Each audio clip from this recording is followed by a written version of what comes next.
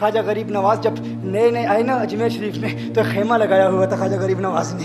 خیمے میں خواجہ غریب نواز عصر سے لے کر مغرب کے وقت تک روتے رہتے تھے. ایک نوجوان اجمیر سے باہر گیا ہوا تھا پڑھنے کے لیے, کچھ عرصے کے بعد واپس آیا اور اس خیمے کے قریب سے گزر ہوا اور گزرا تو رونے کی آواز آئی. فوراً دیکھتا ہے کہ خواجہ غریب نواز رو رہے ہیں, ابھی غیر مسلم ہے, اسلام قبول نہیں کیا. فوراً گھر جاتا ہے, ماں سے پوچھتا ہے, ماں یہ مسلمانوں کا گرو کیوں روتا ہے, مسلمانوں کا بابا کیوں روتا ہے؟ میں ہر روز گزرتا ہوں, عصر سے مغرب کے مابین جو وقت ہے یہ روتا ہے. ماں نے کہا جاؤ اس سے پوچھ لو کیوں روتا ہے. وہ نوجوان خواجہ غریب نواز کے خیمے کے اندر آیا, کہا بابا میں ہر روز یہاں سے گزرتا ہوں, آپ کے رونے کی آواز آتی ہے, بتائیے آپ کیوں روتے ہیں؟ کہا جاننا چاہتے ہو میں کیوں روتا ہوں؟ میں نے ایک مدت اپنے مرشد کے ساتھ گزاری ہے, مرشد کی خدمت میں گزاری ہے, مجھے اپنے پیر کی یاد رلاتی ہے, پیر کی یاد رلاتی ہے. میں عصر سے مغرب کے وقت تک اپنے مرشد کی یاد میں روتا رہتا ہوں. اس نوجوان نے کہا اچھا میں نے تو سنا تھا کہ انسان کو جب درد ہوتا ہے, تکلیف ہوتی ہے تو تکلیف انسان کو رلاتی ہے, آپ کو تو محبت ہے,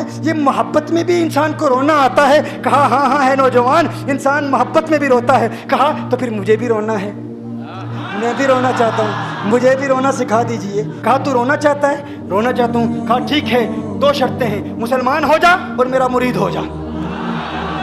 کہا میں ماں سے اجازت طلب کروں گا.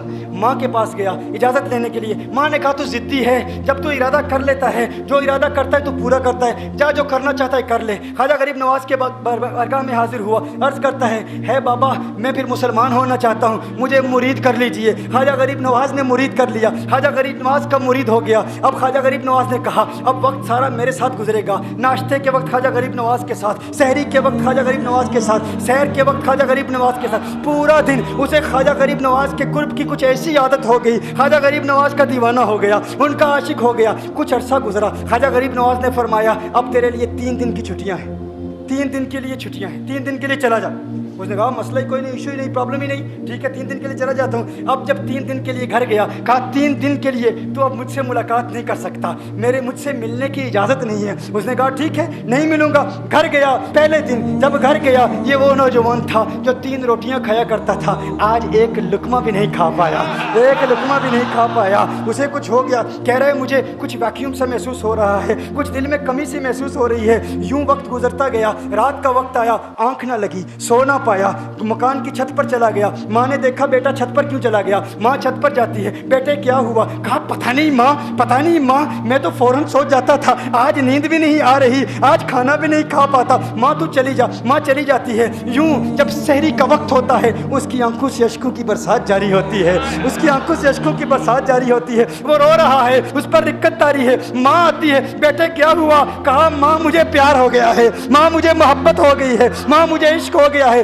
جا غریب نواز کے پاس, کہا مجھے بلا لو. اب یہ جدائی برداشت نہیں ہوتی, اب مرشد کی جدائی برداشت نہیں ہوتی. ماں فوراً خواجہ غریب نواز کی بارگاہ میں حاضر ہوتی ہے. کہا میں نہیں جانتی ہے مسلمانوں کے بابا, تو نے میرے بیٹے کو کیا دے دیا, تمہارا تعلق نہیں سمجھ پاتی, تمہارا رشتہ نہیں سمجھ پاتی, لیکن وہ تو رو رہا ہے, کہتا ہے واپس بلا لو. خواجہ غریب نواز نے کہا نہیں ابھی وقت نہیں ہے, میں اپنی زبان میں کہتا ہوں. گویا کہ خواجہ غریب نواز نے کہا ہوگا ابھی تو ابتدائی عشق ہے, روتا ہے کیا, آگے دیکھ ہوتا ہے کیا. تیری تمنا تھی, تیری خواہش تھی کہ محبت میں رونے کی عادت ہو جائے, ابھی تو ابتدا ہے. ماں کو واپس بھیج دیا, کہا واپس چلی جا. اسے کہا ابھی اجازت نہیں ہے, وہ واپس چلی جاتی ہے. بیٹے کو بتاتی ہے کہ ہے میرے بیٹے, وہ تو اجازت نہیں دے رہا. کہا ماں سن لے, اب اگر نہ بلایا تو میں مر جاؤں گا, یہ محبت مجھے مار ڈالے گی. ماں اگر مجھے زندہ دیکھنا چاہتی ہے تو میرے مرشد کو راضی کر لے, میرے مرشد کو بتا دے اب یہ جدائی برداشت نہیں کر سکتا. ماں فوراً غریب نواز کی بارگاہ میں حاضر ہوتی ہے. کہا ہے غریب نواز کرم فرمائیے, مجھ ماں کی تمنا ہے, مجھ ماں کی آرزو ہے, وہ مر جائے گا. کہا ماں کی تمنا ہے, تیری بات مانتا ہوں, جا اسے واپس بھیج دے. وہ فوراً بھاگتا ہوا خواجہ غریب نواز کی بارگاہ میں حاضر ہوتا ہے. اس وقت خواجہ غریب نواز اپنے مریدوں کو درس دے رہے ہیں, ایک مجمع لگا ہوا ہے. وہ فوراً خواجہ غریب نواز کے دروازے پر کھڑا ہوتا ہے اور پھر مرید یہ منظر دیکھ رہے ہیں. خواجہ غریب نواز کو دیکھتا ہے, خواجہ غریب نواز اسے دیکھتے ہیں. اور میں نے کہا تھا نا نگاہ مست ملائی تو میں پلا کے اٹھے, جہاں وہ بیٹھ گئے میں قدا بنا کے اٹھے. خواجہ غریب نواز نے اس کی آنکھوں سے آنکھیں ملائی اور پوچھا اب پتا چلا محبت میں رونا کیسے آتا ہے, اب پتا چلا. اس نے کہا ہے غریب نواز کرم فرمائیے. فوراً غریب نواز नवाज को पुकारता हुआ गरीब नवाज के कदमों में आ गिरा, गरीब नवाज के कदमों से लिपट गया। अब मुरीदीन इस मंजर को देख रहे हैं और हैरान हो रहे हैं कि सिर्फ वो मुरीद ही नहीं रो रहा, सारे मुरीद रो रहे हैं, इस प्यार के रिश्ते को देख रहे हैं। और फिर एक अजीब और गरीब मंजर, ख्वाजा गरीब नवाज ने कहा, आज रात तूने खाना खाया था? कहा नहीं खाया था, नहीं खाया था। ख्वाजा गरीब नवाज ने फरमाया मैंने भी नहीं खाया था, मैंने भी नहीं खाया था, मैंने भी नहीं खाया था। फिर ख्वाजा गरीब नवाज ने फरमाया आज रात सोया था?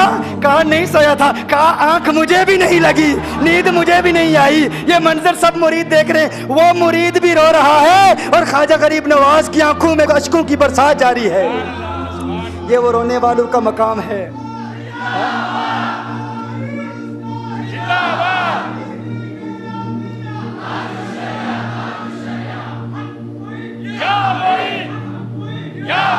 ये डिस्कशन हो रही है पीर और मुरीद की, और फिर ये आंसू बातें कर रहे हैं। मेरी दास्तान हसरत वो सुना सुना के रोए, मेरी दास्तान हसरत वो सुना सुना के रोए, मेरे आजमाने वाले मुझे आजमा के रोए। कोई ऐसा अहले दिल हो कि फसाना है मोहब्बत, मैं उसे सुना के रोऊं, वो मुझे सुना के रोए।